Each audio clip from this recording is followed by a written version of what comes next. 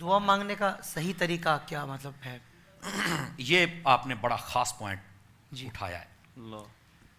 جس کو دعا مانگنے کا صحیح طریقہ آ گیا نا جی جی اسی کی دعا قبول ہوگی. سبحان اللہ. یہ بھی ایک انداز ہے. کیونکہ پہلے آپ نے ابھی ارشاد فرمایا کہ رب کی بارگاہ میں کوئی خاص وہ نہیں ہے ڈھنگ، مطلب جی. وہ دینے والا ہے. بالکل پر ایسے ایک یہ سوال ہے کہ دعا مانگنے کا صحیح طریقہ، صحیح تو کچھ طریقہ آداب بھی یقیناً اس کے ہوں گے. بالکل آداب ہیں اس کے جو علماء نے آداب لکھے ہیں نا جی، میں ان سب کا خلاصہ آپ کی خدمت میں عرض کرتا ہوں. لیکن اس سے پہلے ایک بات بڑی سمجھنے والی ہے. جی. یہ آداب کیوں ضروری ہیں؟ یہ ہمارا مکان ہے نا، اس کو ہم نے تالا لگایا ہے. اس کے اندر جو چابی داخل ہوتی ہے نا وہ ہے 5 دندانے والی. اگر ہم 6 دندانے والی داخل کر دیں تو یہ کھل جائے گا؟ نہیں کھلے گا. کیوں نہیں کھلے گا؟ چابی تو ہے، ایک دندانہ زیادہ کھلنا چاہیے، لیکن اس کی ایک ریکوائرمنٹ ہے، ایک چاہت ہے، واہ تقاضا ہے. جب تک وہ نہ پورا کیا جائے تو یہ نہیں کھلے گا. سبحان اللہ. اچھا ہم نے سمجھا کہ شاید 6 دندانوں سے اس کو تکلیف ہوئی ہے تو چلو 4 دندانے والی داخل کرتے ہیں، تو تب بھی نہیں کھلے گا. کیونکہ اس کا تقاضا وہ نہیں پورا ہوا، ریکوائرمنٹ. تو دعا کرنے کا سب سے پہلا اور بڑا اصول یہ ہے کہ جب دعا کرنی ہے نہ حد سے بڑھنا ہے اور نہ کم ہونا ہے. رائٹ لیفٹ نہیں ہونا، جو حدود متعین ہیں ان کے اندر رہنا. اب اس کا کیا مطلب ہے یہ بھی بات سوچنے والی ہے. اشارہ دے دیتا ہوں. نبی پاک صلی اللہ علیہ وسلم مسجد اقدس میں جلوہ کرتے، ایک شخص آیا، جی اس نے آ کر دعا مانگی نا نماز پڑھنے کے بعد، اللہم ارحمنی ورحم محمد، یا اللہ میرے اوپر رحمت فرما اور میرے محبوب نبی صلی اللہ علیہ وسلم پر رحمت فرما. حضور نے فرمایا یہ کنجوسوں والی دعا نہ کر. اس نے کہا جی میں نے دعا مانگی، اللہ کی رحمت طلب کی آپ کے لیے میرے لیے. فرمایا اللہ کی رحمت غیر محدود ہے، تو محدود کر رہا ہے صرف اپنے اور میرے تک، باقی میری امت کہاں جائے گی؟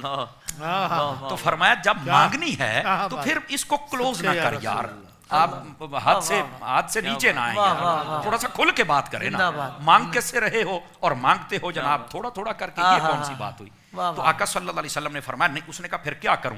فرمایا تمہیں ہمارے باپ ابراہیم علیہ السلام کی بات یاد نہیں؟ وَلِلْمُؤْمِنِينَ يَوْمَ يَقُومُ الْحِسَابُ. سبحان اللہ سبحان قیامت تک آنے والے جتنے ایمان والے ہیں ان سب کو اپنی دعاؤں میں یاد رکھنا ہے. سبحان اللہ. وہ ساڈی پنجابی کہندے نے منگ خیر تے ہووے خیر. اس کا مطلب یہ کسی کے لیے بھلا طلب کر تو اللہ تیرا بھلا فرمائے گا. تو اس لیے پہلی بات یہ ہے. دوسری بات کہ حد سے بڑھنا بھی نہیں ہے. جی مثال کے طور پر کوئی بندہ دعا کر رہا ہے اور دعا کرتے کہتا ہے یا اللہ مجھے نا جنت کا دائیں جانے والا ایک محل دے دے بس.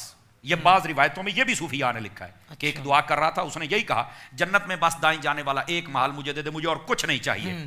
تو اسے فرمایا گیا کہ تو کیوں حد سے بڑھ رہا ہے؟ مانگنی ہے تو جنت مانگ، اور طلب ہے تو فردوس مانگ. بس اس میں اللہ سے سودے بازی نہ کر کہ مجھے صرف ایک محل دے. ہو سکتا ہے تیرے مقدر میں 10 محل ہوں اور تو اپنے آپ کے لیے خود کمی کر رہا ہے. تو دعا کرتے وقت نہ رائٹ نہ لیفٹ، سبحان اللہ، نہ حد سے بڑھنا ہے نہ کم آنا ہے. یہ سب سے پہلا تقاضا ہے.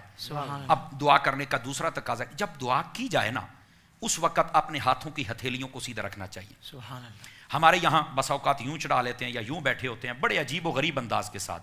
یہ ضروری نہیں کہ ناظرین سنیں گے تو آج ہی ان کا دعا کرنے کا طریقہ درست ہو جائے گا. یہ توجہ کریں گے تو انشاءاللہ ٹھیک ہو جائے گا کوشش کرنے سے. اچھا دعا کے لیے ایسے ہاتھ. اچھا بسا اوقات سوال ہوتا ہے پھر یوں کریں یا یوں کریں، ملا کے یا چھوڑ.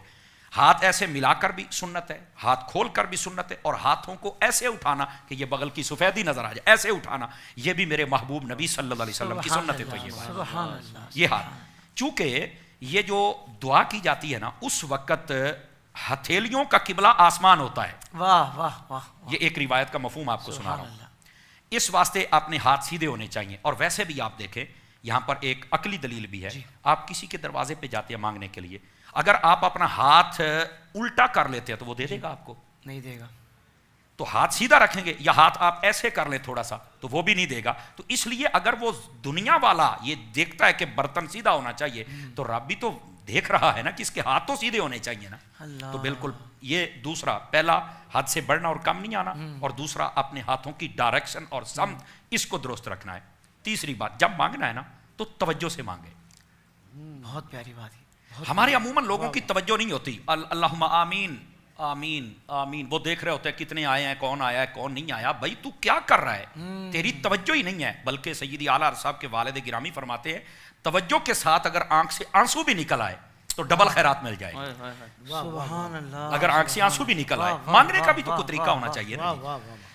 فرمایا کہ دعا کرتے وقت توجہ بھی کرے، روئے بھی صحیح، انتہا درجے کی عاجزی کرے. جی باوضو ہو کر قبلہ رخ بیٹھ کر دو زانو بیٹھ جائے، یا اگر زیادہ دیر نہیں بیٹھ سکتا تو بے شک جیسا طریقہ اسے مناسب لگے ویسے دعا کرے. اور فرمایا اگر سجدے میں گر کر کرے تو فرمایا یہ تو اللہ کی ذات کا بڑا قرب حاصل کر کے دعا کر. سبحان اللہ. تو یہ تیسری بات ہے کہ توجہ کے ساتھ دعا کرنی چاہیے کہ میں دعا کر کیا رہا ہوں. اور اسی کے ضمن میں فرمایا کہ جب توجہ سے دعا کرے نا تو اپنی طبیعت پر بھی غور کرے کہ کہیں میرے اوپر سستی تو غالب نہیں آ رہی، نیند تو نہیں آ رہی. اگر آ رہی ہے تو دعا ملتوی کر دے. بس جب دعا ملتوی کر دے گا تو جب وقت آئے تو پھر اس وقت مانگ لے. فرمایا اسی وقت ختم کر دے. یہ تیسری بات. چوتھی بات، دعا جب مانگے نا تو اس یقین سے مانگے کہ مجھے ملے گا.